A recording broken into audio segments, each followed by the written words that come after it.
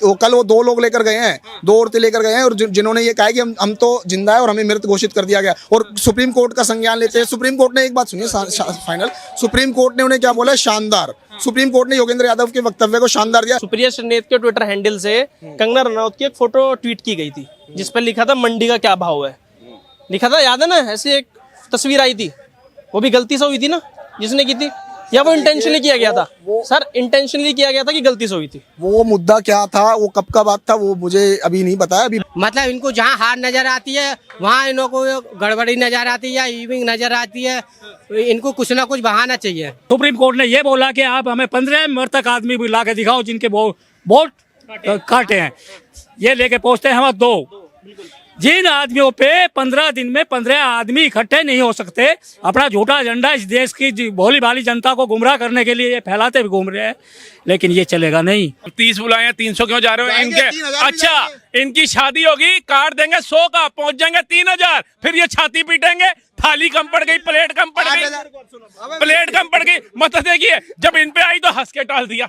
TV नहीं, मैं कांग्रेस की बात कर रहा हूँ। आज इंडिया टीवी, जी न्यूज, आज तक, ये सबको ये चीची का गोदी मीडिया कहते थे, अब ये सुनेंगे नहीं। अब आइए 2014 में जब मोदी जी की सरकार आई, चुनाव आयोग किसके अंडर था? कांग्रेस के अंडर था। कैसे 282 किसकी सरकार थी 2014 से पहले? स्वायत्त संस्था है, वो किसी के अंडर नहीं आती। तो आप कैसे आ गई? आप इसलिए आ गई। नमस्कार, बहुत बहुत स्वागत है आपका हमारे चैनल पत्रकार अड्डा में, और मैं हूं आपके साथ शुभम त्यागी। लोकतंत्र बचाने निकले राहुल गांधी अब कहीं ना कहीं अपने मुद्दों में फंसते हुए नजर आ रहे हैं। एसआईआर को लेकर वो प्रोटेस्ट करते हैं संसद से लेके इलेक्शन कमीशन तक, और वही राहुल गांधी एक प्रेस कॉन्फ्रेंस करते हैं जिसमें वो वोट चोरी को लेकर इलेक्शन कमीशन पर निशाना साधते हैं। अब सुप्रीम कोर्ट में सुनवाई भी जारी है लगातार, लेकिन सवाल ये उठ रहा है कि अगर एसआईआर के खिलाफ हो तो फिर अगर वोट चोरी हो रही है देश में तो उसको लेके प्रेस कॉन्फ्रेंस करने का क्या मतलब बनता है? इसी पूरे मामले पर जनता की राय जानते हैं। हमारे साथ कुछ युवा जुड़े हुए से पूछते हैं क्या वो अपनी राय रखने वाले। क्या नाम भाई आपका? ओजस अग्रवाल नाम है मेरा। अग्रवाल साहब, ये बताइए कि बिहार चुनाव से पहले एसआईआर बिहार में हो रहा था, अब राहुल गांधी ने एक नया मुद्दा उठाया वोट चोरी का, कि वोट चोरी कर रही है इलेक्शन कमीशन मोदी के साथ मिलकर, कि भैया फर्जी वोटर बनाए जा रहे हैं, तो अब उसी फर्जी वोटर को निकालने के लिए एसआईआर हो रहा है। तो दोनों चीजों पे कैसा दोहरा रवैया अपना रहे राहुल गांधी? ये सबसे पहली बात तो ये है कि इंटेंसिव रिव्यू के कोई खिलाफ नहीं है, हम स्पेशल इंटेंसिव रिव्यू के खिलाफ हैं। क्योंकि आप खुद देखिए, जो बीजेपी पहले कहती थी, जिस वोटर लिस्ट से वो उन्होंने 2024 का चुनाव लड़ा और वो जीते, 12 सीटें बीजेपी को आई, 12 सीटें जेडीयू को आई, उस वोटर लिस्ट में से जब स्पेशल इंटेंसिव रिव्यू हुआ तो उसी लिस्ट में से आपने 65 लाख वोट काट दिए। इसका मतलब पहले आपने उनसे वोट लिया और फिर उन्हीं के वोट काट दिया। आपने आपको वोट दिया होगा ना उन 65 लाख में, कुछ लोगों ने तो दिया ही होगा, तो उन्हीं के वोट आपने क्यों काट दिए? नंबर एक बात तो बराबर हो गई क्या भाई? आधे वोटर बीजेपी के कट गए, आधे वोट अगर कटे हैं तो आरजेडी के कट गए होंगे, जेडीयू के कट गए होंगे, कांग्रेस के कट गए होंगे। ये तो बराबर गया है ना सबके हाथ से मामला। ये सारे वोटर भाई विपक्ष के थे। फिर इसका राजनीतिक पक्ष नहीं है, ये लोगों की नागरिकता, लोगों के 1 पर्सन 1 वोट के अधिकार की बात है। सिर्फ राजनीति के लिए ये नहीं है कि बीजेपी वाले कट गए या कांग्रेस वाले कट गए। कटने का तरीका बिल्कुल गलत है। स्पेशल इंटेंसिव रिव्यू को आपको आज क्यों सूझा? नंबर एक, हमारी जो उससे आपत्ति वो ये है कि 2 महीने पहले आपने क्यों उसको अनाउंस करा है, जबकि आपने 25 सितंबर की डेट दिया। 25 सितंबर तक सबको डॉक्यूमेंट सबमिट करना है, उसके बाद केवल 5 दिन का समय मिलेगा। अब क्या ये मानवीय रूप से संभव है कि 5 दिनों के अंदर हम जो है सारे डाटा को एनालाइज करके और सब कुछ जो है वो उस पे जो है वो कर दे, अपना क्या बोलते हैं, अपना हम खिलाफ उसके चले जाए? ट्राइब्यूनल में जाना पड़ेगा, कोर्ट में जाना पड़ेगा, तो इतना समय नहीं है। नहीं, फर्जी वोट को सिद्ध करना पड़ेगा ना। अभी बांग्लादेशी रोहिंग्या नेपाल से बॉर्डर लगता है बिहार का, उधर से कितने लोग आ जाते होंगे, तो वोटर अगर कट रहे तो सबके बराबर ही तो कट रहे हैं, थोड़ी ना स्पेशल सिर्फ कांग्रेस का वोटर काटा जा रहा है। अब इसमें ये एक एंगल दिखाया जा रहा है कि भैया अब तुम वोटर लिस्ट हैक कर रहे हो। अरे अगर ईवीएम हैक है तो वोटर लिस्ट हैक करने की जरूरत क्या है? फिर ये आरोप है कि इसमें हम रोहिंग्याओं के वोट काट रहे हैं और जो भारत के नहीं है, नागरिक नहीं है, उनके वोट काट रहे हैं। अभी कल ही योगेंद्र यादव ने इतनी बड़ी लिस्ट दी है जिसके अंदर वो 20 लोगों को तो लेकर गए थे कि 2000 लोगों की लिस्ट दी है उन्होंने, जो मृत लोग थे और वो अभी भी जिंदा है।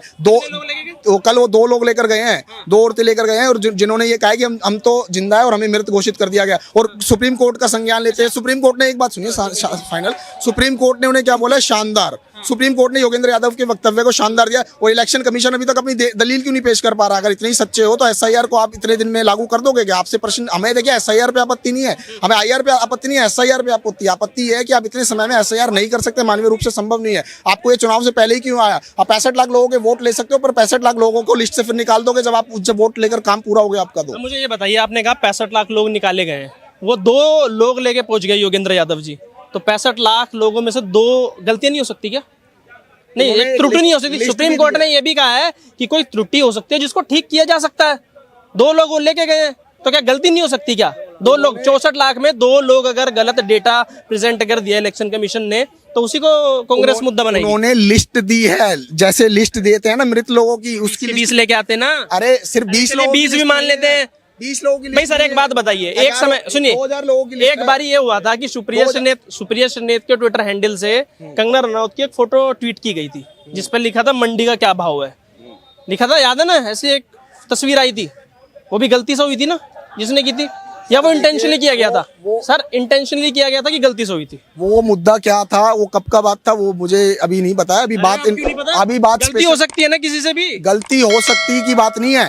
गलती ऐसे कैसे गलती हो गई? जैसे महाराष्ट्र के अंदर आपने जो है 5 साल में तो 32 लाख वोटर जोड़े और 5 महीने में 1 करोड़ वोटर जोड़ दिए, ऐसी गलती होती है क्या? अरे गलती करने के लिए नकल करनी सीखो, तो नकल के लिए अकल भी तो लगाओ भाई। कोई प्रश्न उठ के तुमसे ही पूछ लेगा कि भाई थोड़ी अकल की बात कर लो। 5 में कैसे कह रही है अगर महाराष्ट्र में आप इतने नंबर ऑफ वोटर्स विधानसभा में ऐड कर देते जितने लोकसभा में भी नहीं थे, तो ये तो सरासर चोरी हो रही है ना पूरी।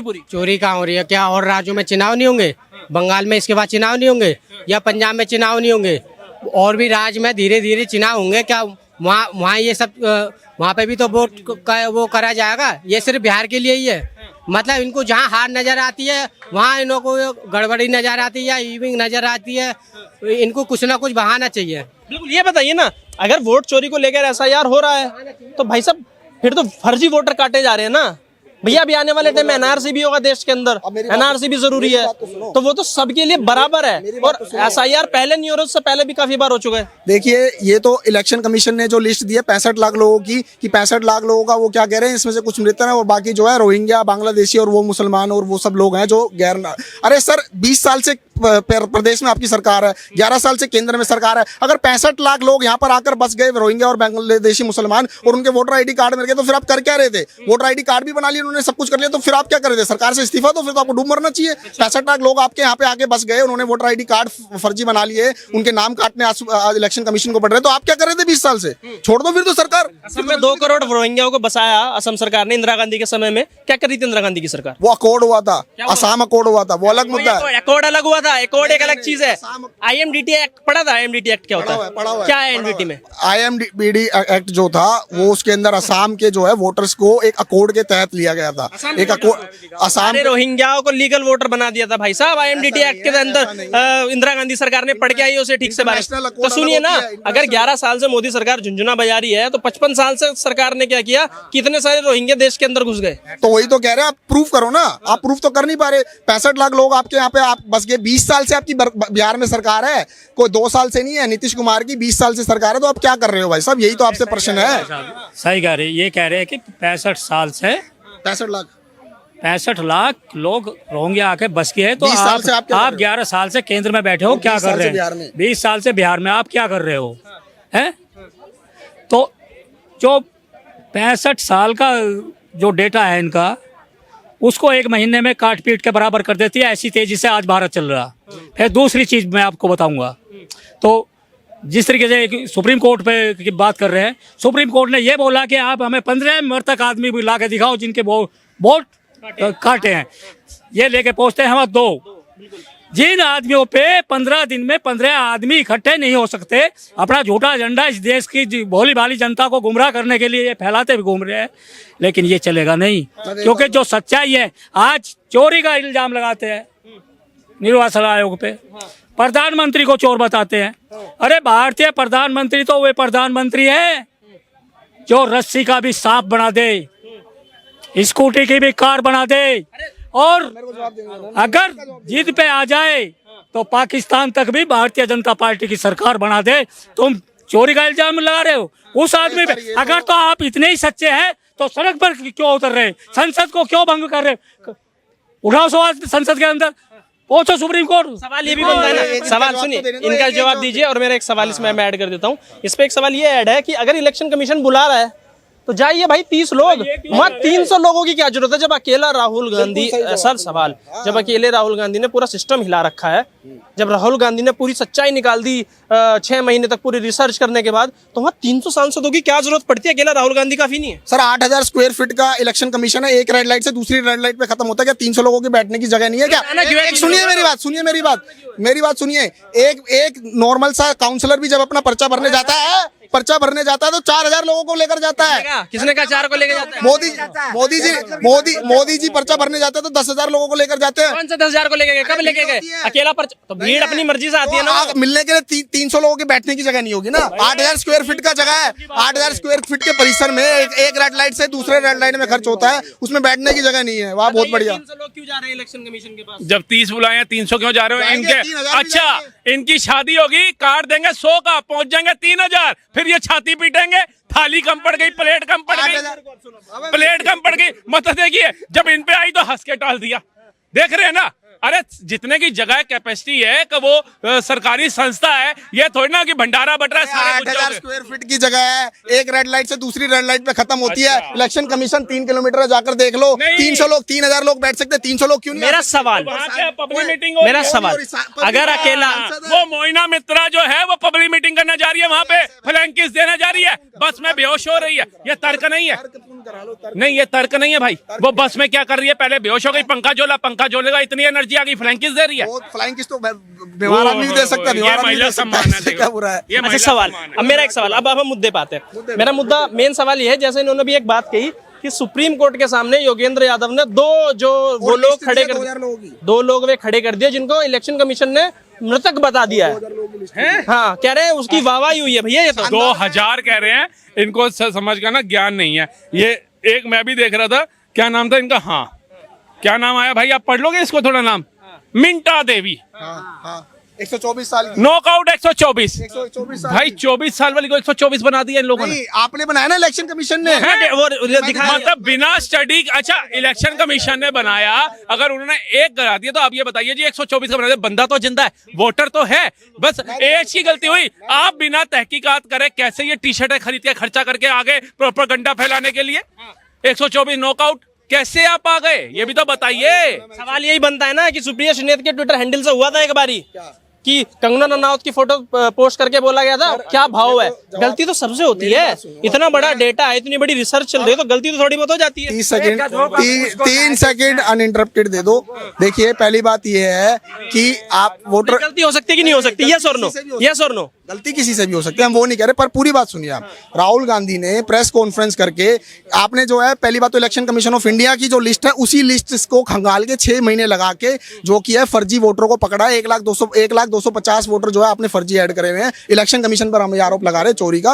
और उस पर देखिए, एक भाजपा कार्यकर्ता के घर पे 80 वोटर मिल जाते हैं, 8x8 के कमरे में 80 वोटर मिल जाते हैं। पहले फर्स्ट टाइम वोटर मिलता है 95 साल का, 97 साल का, 92 साल का, 85 साल का, वाह बहुत बढ़िया, ठीक है। और आपके जो है बिहार के कौन सी जगह पे बात कर रहे हैं? कर्नाटक के अंदर, अब सुनिए मेरी बात, कर्नाटक के अंदर, ठीक है, कर्नाटक की जो जिस सीट की बात हो रही है, बेंगलोर सेंट्रल की सीट पे बात हो रही है ना, उसमें 7 विधानसभा सीट थी, 6 सुनिए तो सही, पूरी बात तो सुनिए, 6 विधानसभा सीटों पर कांग्रेस आगे चल रही थी। एक विधानसभा सीट पर जो है 1,250 वोटर फर्जी ऐड कर दिए गए, तो परिणाम बदल गया, 30,000 से बीजेपी जीत गई। तो वहां पर आपने ऐड कैसे कर दिए? सेंट्रल की वो सीट जहां 6 पे लगातार बीजेपी आगे चल रही थी और एक सीट से 2 लाख वहां से वो जीत गई।